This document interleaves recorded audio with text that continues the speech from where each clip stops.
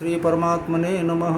कल आप लोगों ने सुना था कि नारद जी का क्रोध, और आज आप लोग सुनेंगे कि श्री हरि की कौन सी ऐसी माया थी जिससे नारद जी का क्रोध शांत हुआ।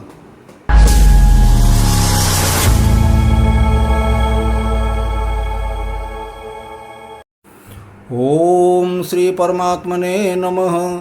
आज आप लोगों के समक्ष बालकांड का दोहा नंबर 138 से 140 तक प्रस्तुत किया जा रहा है।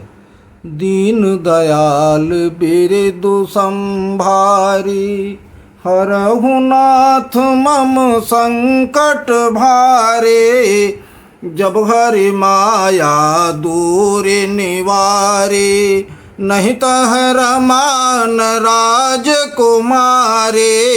तब मुनि अति सभीत हरि चरना, गहे पाहि प्रणतारति हरना। मृखा हो मम श्राप कृपाला, मम इच्छा कह दीन दयाला। मैं दुर्बचन कहे बहु तेरे, कह मुनि पाप मिटे किमि मेरे। जपहु जाई शंकर सतनामा, होई है हृदय तुरत बेश्रामा। को नहीं शिव समान प्रिय मोरे, असी परतीति तजहु जनि भोरे। जहीं पर कृपा न करहि पुरारी, सुन पाव मुनि भगति हमारे। असौर धरि महि बिचरहु जाए, अब न तुम्हि माया निहराए। दीन दयाल बिरदु संभारी, हरहु नाथ मम संकट भारे। बहुविधि मुनि प्रबोधि प्रभु, तब भय अंतर धान। सत्यलोक नारद चले, करत राम गुण गान। दीन दयाल बिरदु संभारी, हरहु नाथ मम संकट भारे। हरिगण मुनि जात पथ देखी, विगत मोह मन हरस बिसेखे। अति सभीत नारद पहियाए, गहि पद आरत बचन सुनाए। हरगन हमन विप्र मुनि राया, बड़ अपराध कीन फल पाया। श्राप अनुग्रह करहु कृपाला, बोले नारद दीन दयाला। निश्चर जाई हो तुम दोऊ, वैभव विपुल तेज बल हो। भुज बल विश्व जितब तुम जहिया, धरि हैं विष्णु मनुज तनु तहिया। समर मरण हरि हाथ तुम्हारा, होई है मुकुतन पुनि संसारा। चले जुगल मुनि पद सिरुनाई, भय निशाचर काल ही पाए। दीन दयाल बिरदु संभारी, हरहु नाथ मम संकट भारे। एक कल्प यही हेतु प्रभु, लीन मनुज अवतार। सुररंजन सजन सुखद, हरिभांजन भुवि भार। दीन दयाल बिरदु संभारी, हरहु नाथ मम संकट भारे।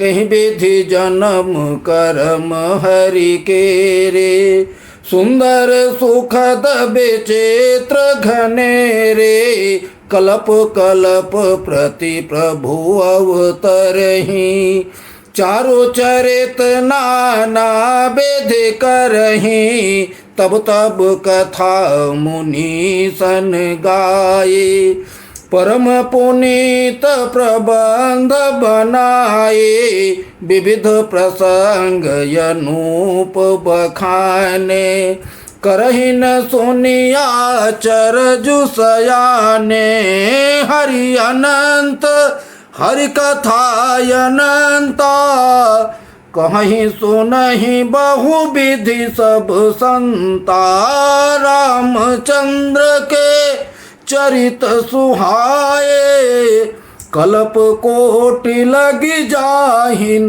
गाए यह प्रसंग मैं कहा भवानी हरि माया मोहि मुनि ज्ञानी प्रभु कौतुकी प्रणत हितकारी सेवत सुलभ सकल दुख हारे दीन दयाल बिरदु संभारे हरहु नाथ मम संकट भारे सुर नर मुनि को नाहि जिहिन मोह माया प्रबल अस विचारि मन माहि भजिय महामाया पति दीन दयाल बिरदु संभारे हरहु नाथ मम संकट भारे बोलिए सियावर रामचंद्र की जय। स्वामी तुलसीदास जी कहते हैं कि जब भगवान ने अपनी माया हटा लिया तो न वहाँ लक्ष्मी जी थी और न वो राजकन्या थी। तब नारद जी भयभीत हो गए और भयभीत होकर प्रभु के चरणों में पड़ गए और वो कहने लगे कि हे दयालु, हे शरणागत, मेरी रक्षा करो। मैं ऐसे खोटे खोटे वचन आपको दिए हैं, जो श्राप दिए हैं वो सब मिथ्या हो जाए। प्रभु मेरी रक्षा करो और मेरे पाप कैसे मिटेंगे ये मुझे बता दो। तो भगवान ने कहा कि हे नारद, ये सब मेरी इच्छा से हुआ था। अब तुम कुछ न करो और जाके शिव जी का सत भजन करो। जब शिव जी का सत भजन करोगे तो तुम्हारे हृदय में शांति होगी, सब तुम्हारा ठीक हो जाएगा। और भूल के भी ये न सोचना कि विश्वास न डिगाना कि ये शिव जी के भजन के बिना हमारी भक्ति नहीं मिलती है। हमारी भक्ति अगर पाना हो तो शिव जी की भक्ति सबसे पहले करो, और शिव जी की भक्ति करोगे तो हमारी भक्ति मिलेगी। इसलिए सबको करना चाहिए कि शिव जी की पहली भक्ति करो, उसके बाद प्रभु हरि की भक्ति अपने आप मिलेगी, हरि आपको अपने आप मिलेगी। इस तरह कह के प्रभु अंतर ध्यान हो गए और उनसे कहे कि अब तुम जाओ पृथ्वी पर विचरण करो और शंकर जी का सतनाम लो, तुम्हारे हृदय में शांति मिलेगी। तो प्रभु अंतर ध्यान हो गए और नारद ब्रह्मलोक को चल दिए। जब नारद ब्रह्मलोक को चल दिए तो चले जा रहे थे तो रास्ते में वही शिवगण जो है दोनों उनको मिले और वो देखे कि मुनिराज बड़े प्रसन्न होकर जा रहे हैं।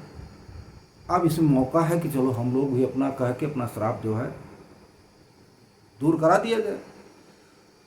तो वो लोग भयभीत होते हुए नारद जी के पास आए और उनके चरणों में पड़ गए और कहने लगे, हे मुनिराज, मैं ब्राह्मण नहीं हूँ, मैंने बहुत बड़ा अपराध किया है जिसका फल हमको मिल चुका है। वो फल आप हमको दे चुके हैं। अब हमारा ऐसा कुछ कीजिए कि हमारा श्राप मिथ्या हो जाए।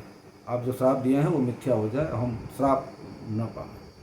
तो नारद ने कहा कि नहीं, ऐसा तो नहीं हो सकता। अब तुमको राक्षस तो होना ही पड़ेगा और तुमको ऐसा महान ऐश्वर्य तेज बल मिलेगा कि तुम अपनी भुजाओं से पूरे जगत को जीत लोगे। इतना तुम्हारे अंदर शक्ति होगी। और उसके बाद में भगवान श्री हरि जो है मनुष्य रूप में धारण करेंगे, पैदा होंगे और तुमसे युद्ध होगा। जब युद्ध होगा तुमसे तो तुम उसमें मारे जाओगे और मारे जाओगे तो हरि के द्वारा जब मारे जाओगे तो मुक्त हो जाओगे। दोबारा इस संसार में जन्म तुम्हारा नहीं होगा। इस तरह देवताओं को प्रसन्न करने वाले, सज्जनों को सुख देने वाले, पृथ्वी का भार हरण करने वाले भगवान का जन्म एक कल्प में इस तरह हुआ था। क्योंकि मेरे भगवान बड़े लीलामयी हैं, वो जब जब अवतार लेते हैं तो अनेक तरह के जन्म कर्म करते रहते हैं। और वो जब जन्म कर्म करते हैं तो जो मुनीश्वर लोग हैं वो उनकी जो है वो उस पर काव्य लिखा करते हैं। जब काव्य लिखा करते हैं तो उसी पे अपना गाते हैं, सुनाते हैं, लोगों को सब कुछ करते हैं। मतलब प्रभु का अवतार इस तरह होता रहता है। क्यों? क्योंकि प्रभु अनंत हैं, उनकी कथा भी अनंत है। इसलिए शंकर जी कहते हैं कि हे पार्वती सुनो, मेरे भगवान इस तरह के हैं कि उनकी माया में मुनि हो, चाहे देवता हो, चाहे नर हो, चाहे नारी हो, कोई ऐसा नहीं है जो कि बच पाया हो। सब उनकी माया में फंस जाता है, कोई चाह के भी नहीं बच सकता है। इसलिए ये सब छोड़ के केवल उन्हीं का भजन किया जाए, उन्हीं का भजन करो, इसी में सबकी भलाई है और इसके अलावा कुछ कोई रास्ता नहीं है। एक बात आप लोगों से और कहनी है कि यदि इन पाठ में या अर्थ में या आप लोगों के मन में कोई किसी तरह का प्रश्न हो तो कृपया आप हमसे पूछ सकते हैं, कमेंट कर सकते हैं, मैं आपको उसका उत्तर दूंगा। आप लोग इसका कमेंट करके हमसे प्रश्न को पूछ सकते हैं, मैं उसका उत्तर निश्चित तौर पे दूंगा और अच्छा उत्तर दूंगा जो कि आपके भलाई के लिए होगा। और अच्छा लग रहा हो तो सब्सक्राइब कर दीजिए और शेयर कर दीजिए, लाइक कर दीजिए। बस इन चौपाइयों का अर्थ जो है यहीं तक होता है। इसके आगे की चौपाई जो आएगी मैं फिर आपसे कहूँगा, फिर आपको बताऊँगा। तब तक के लिए जय श्री राम, राधे राधे। बोलिए सियावर रामचंद्र की जय, पवन सुत हनुमान की जय।